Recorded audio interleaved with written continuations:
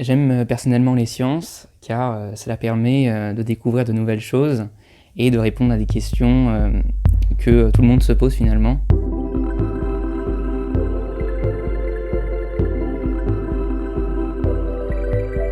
Stars Up, science et pop culture.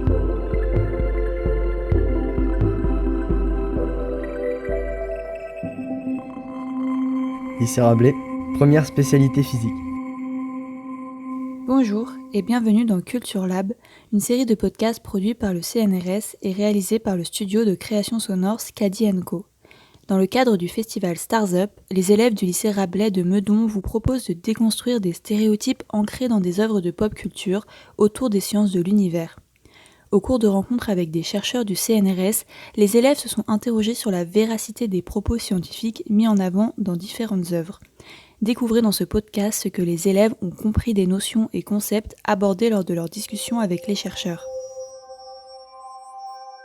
Le chercheur avec qui nous avons travaillé s'appelle Anthony Boccaletti et il travaille au laboratoire d'études spatiales et d'instrumentation en astrophysique.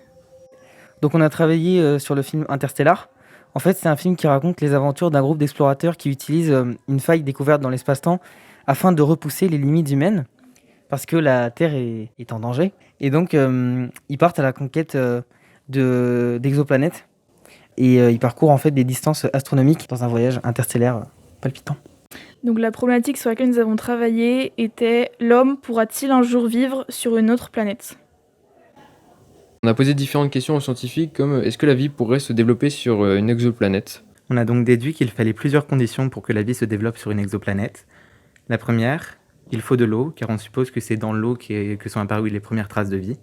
Et la seconde, il faut que cette planète soit dans une zone habitable de son étoile, c'est-à-dire qu'elle ne soit ni trop proche ni trop près pour que la température soit idéale, tout comme sur Terre. Nous nous sommes ensuite posé une autre question. Mais comment trouver ces exoplanètes ? Alors il existe différentes techniques pour trouver des exoplanètes, mais une des principales est de regarder une étoile et de regarder la variation de luminosité quand une planète passe devant. Et en fonction de cette variation de luminosité, on peut, avec quelques calculs, savoir quelle est la taille de la planète. Ensuite, on s'est posé comme question, comment pourrait-on se déplacer jusqu'à une de ces exoplanètes ? Nous avons conclu avec le scientifique qu'il est impossible de se déplacer jusqu'à une de ces exoplanètes. En effet, nous sommes situés à plusieurs années-lumière de ces exoplanètes, ce qui est une distance considérable. Il faudrait donc, pour atteindre ces exoplanètes, se déplacer ou alors s'approcher de cette vitesse de la lumière, ce qui est actuellement impossible avec nos moyens technologiques. La dernière question est la suivante. Quelles sont les conditions pour qu'une exoplanète soit habitable ? Pour qu'une planète soit habitable, les conditions devraient être extrêmement similaires à celles de la Terre, donc il faudrait trouver une planète jumelle à celle de la Terre pour pouvoir habiter dessus. Pour l'instant, avec nos technologies, on ne peut pas aller vivre sur une autre planète. Cependant, peut-être qu'avec les progrès dans le futur, cela sera possible. Donc ce workshop, il nous a permis de remarquer qu'en fait, ce film, il n'était pas scientifiquement correct. Et en fait, l'existence d'exoplanètes proches d'un trou noir est impossible. Parce qu'un trou noir, c'est le résultat d'une explosion d'étoiles. Et que du coup, les planètes étaient détruites dans cette explosion qui était extrêmement puissante. De plus, comme il n'y a pas de soleil à proximité de l'exoplanète, il ne peut pas y avoir de lumière sur l'exoplanète.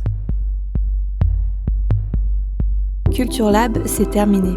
Merci de votre écoute. Retrouvez l'intégralité des épisodes sur le site internet de la délégation Île-de-France Meudon, ainsi que sur le compte Twitter @CNRS-Meudon. Dans les sciences, j'aime vraiment l'esprit de découverte.